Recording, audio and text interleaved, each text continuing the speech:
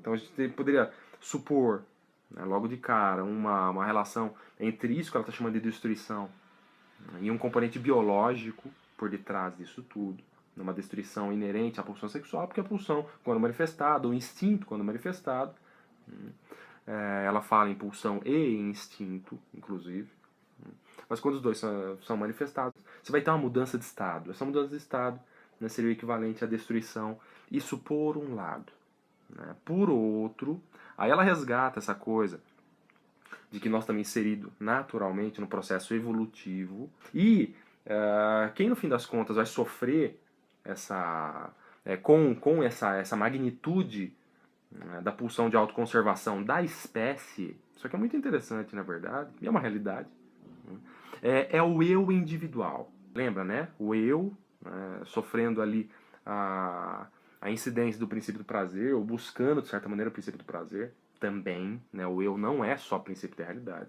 Né? Ele vive aí essa espécie de dupla tarefa, né? Encontrar na realidade o que gera prazer. Né? Isso Freud já sabia em 1911, ele escreveu os dois princípios do funcionamento mental. Isso já está ali, só vai ser melhor desenvolvido ao longo desses anos de 1910, né, culminando isso lá no 1923, né, no Eu e o Isso, em que aí fica realmente muito mais claro que o eu tem o eu ele está a serviço do princípio do prazer. Mas, como eu disse, 1911, 1910, 1913, nesse período Freud já sabia disso sim.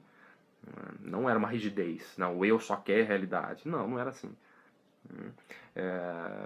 Então, assim, como eu tá buscando lá os seus prazeres individuais também, isso atentaria contra, muitas vezes, ao princípio de conservação da espécie. E aqui que vai ter um choque, então, e é esse choque que ela está fazendo questão também de trazer no meio da sua fala, e é interessante porque existe de fato esse choque. Né? Homem e natureza, né? Homem e o tempo, tudo que é natural, né? De certa forma, o homem está nitidamente brigando contra, né? Ou brigando com. Né? E ela traz então essa luta eterna nossa contra aquilo que é maior que nós, né? Para dizer, viu, no fim das contas, o eu vai perder.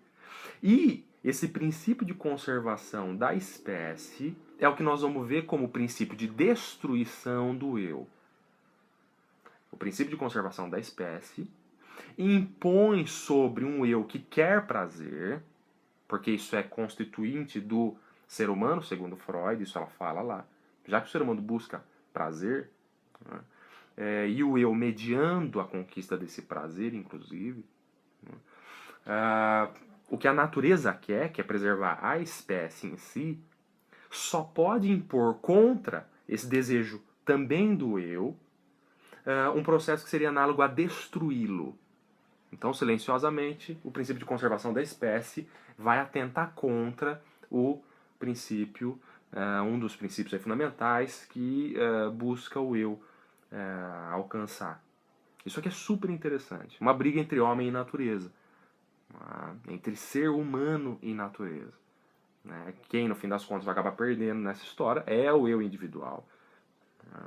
E isso, então, ela vai apontar também como uma segunda possibilidade de compreender o que seria, né, uma força de destruição agindo em nós, sim, mas aí aliada essa força que a gente traz da espécie, do processo de conservação da espécie.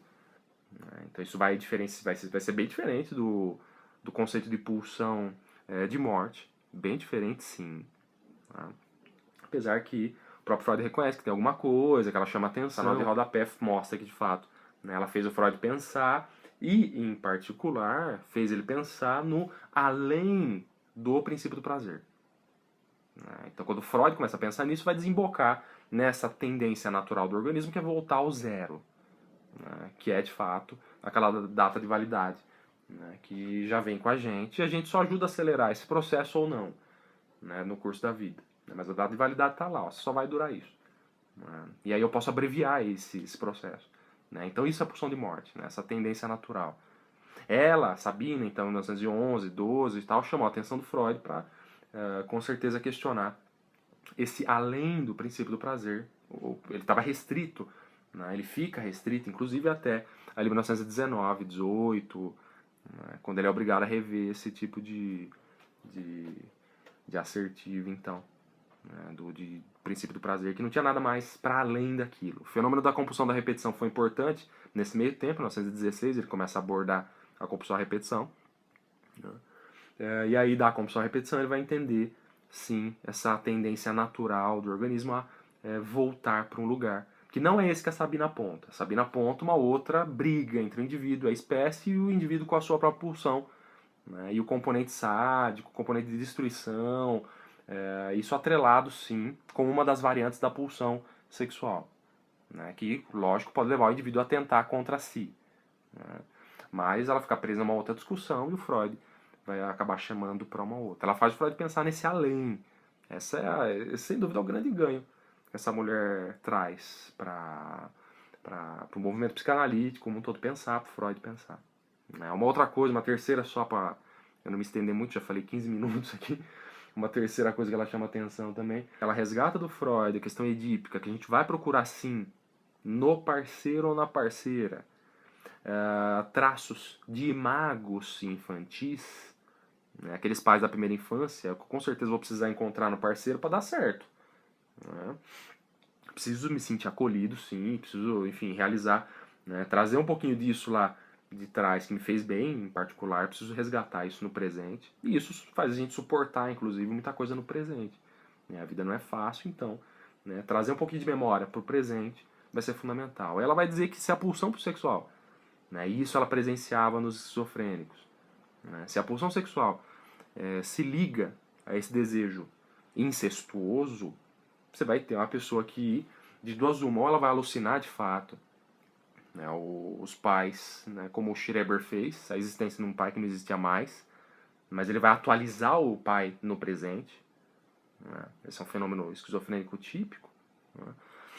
Ou, se isso for sublimado, ela vai dizer, e é bem interessante, se essa pulsão sexual que procura pai e mãe da primeira infância no outro for atualizada de maneira sublimada, ela vai dizer que aí nós temos a origem da religião.